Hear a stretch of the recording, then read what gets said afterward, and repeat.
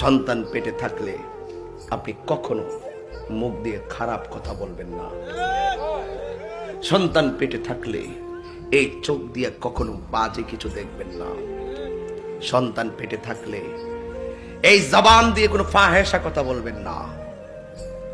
যদি সন্তানকে দিয়ে আপনি যদি লাভবান হতে চান, আপনি যদি সন্তানকে নিয়ে যদি অহংকার করতে চান, তাহলে সন্তান পেটে থাকা অবস্থায় এই চোখ দিয়ে যত ভালো কিছু দেখতে পারেন, আমি তো মনে করি সবচাইতে ভালো দেখা হলো কোরআন তেলাওয়াত।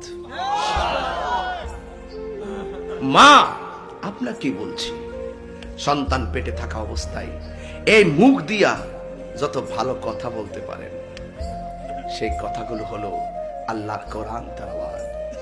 5 ওয়াক্ত নামাজ সন্তানকে পেটে নিয়ে আপনি পড়বেন। সাজদা দিতে অসুবিধা হলে চেয়ারে বসে পড়বেন, এত অসুবিধা হলে ইশারা দিয়ে পড়বেন।